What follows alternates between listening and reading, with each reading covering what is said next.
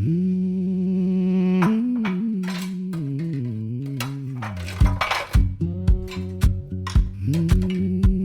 do the dishes.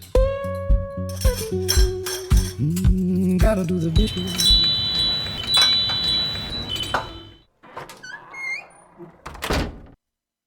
Hey, thanks for coming tonight. It's good to see you. Grab yourself a drink, pull up a chair. I've got a story to tell you. Cheers, mate.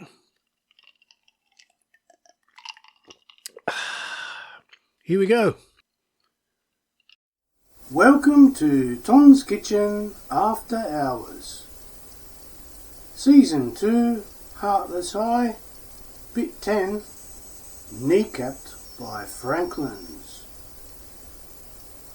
Finally, the day came when I could break the shackles of Heartless High. The day I turned 14 and 9 months. I could legally escape that shithole. I was looking forward to getting a job and earning some decent money, maybe buying myself some nice clothes. My first job was at Franklin's on Henry Street. Dad must have thought he'd have a better chance of banging a checkout chick if I worked there, so he hooked me up with a shelf packing job. I'd previously worked hard delivering medicine for a chemist, so I wasn't afraid of some hard work. My job was stacking the shelves in the canned fruit section, the hardest and heaviest aisle in the shop. I worked my arse off, and whenever I had some spare time, I'd lend a hand in the back dock. The guys there really appreciated me helping out. Every now and then I'd take a quick smoke break with them out the back and have a chat. When I'd go home, Dad always greeted me with, "Here he is, Charlie the Worker," one of the more generous titles he bestowed on me. Mind you, I guess he was pretty happy because I was going to be paying rent. Or maybe he was still dreaming about rooting one of the checkout chicks. After working there for about 6 weeks, filling shelves and lugging heavy boxes up ladders, I could feel muscles forming in my arms and started to feel good about myself. Then one day, making my way to the top shelf, the ladder suddenly just vanished from beneath me, sending me crashing to the concrete floor. I landed on my knees and they swelled up within seconds. They looked like I had 4 kneecaps. The first aid lady put some ice packs on them, and after about 15 minutes the manager came over and said, "Oh well, you better take the rest of the day off." No trip to the hospital in an ambulance, not even a taxi. The usual 30-minute walk home took me well over an hour. Dad said when I'd returned they'd probably put me on light duties till my knees recovered. I didn't want to lose my new job, so the next day I turned up at work in agony. One of the back dock guys showed me why the ladder fell over. The bottom of one of the legs was totally rotted out, and the weight of me and a box of canned peaches caused it to snap.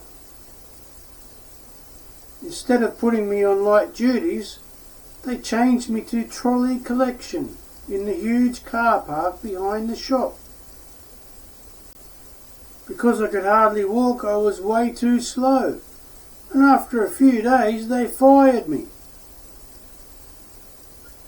My guess is that management were afraid of a lawsuit, so they set me up to fail and acted like it was my fault for walking too slow.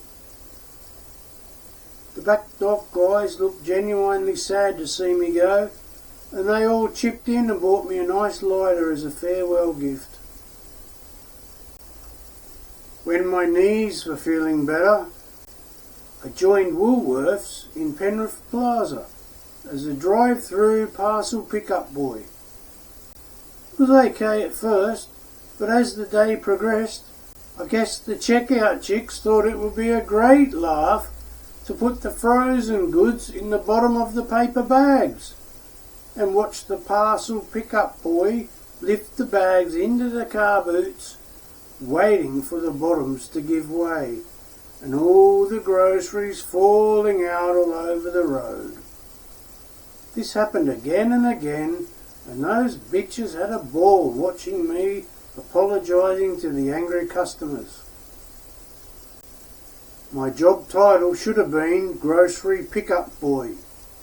I started thinking maybe not just the girls at school, but all Penrith girls were bitches.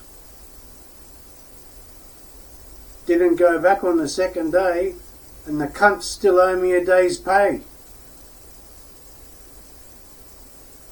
After realising that work wasn't all that it was cracked up to be, I went back to Heartless High with my tail between my legs and begged for them to let me back in.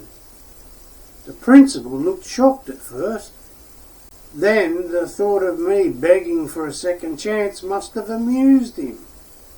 He burst out laughing and said, "We finally got rid of you. Why the hell would we want you back?" Then he told me to get the hell out and never come back. I reckon that prick was afraid that if he let me come back, Vic would someday be in his office lifting him off his toes by the throat like he'd seen him do in the past. I left the school grounds like an unwanted stray dog with the brains of a dead cat. And that was my final kick in the guts from Heartless High. No more pencils, no more books, no more teachers' dirty looks. Good fucking riddance, Heartless High. Free at last. Thanks for coming along on the ride through Heartless High. I hope you enjoyed Season 2. Next time, we're heading into a new era of the wildest times of my life. Season 3, The Misadventures of Jimmy Head.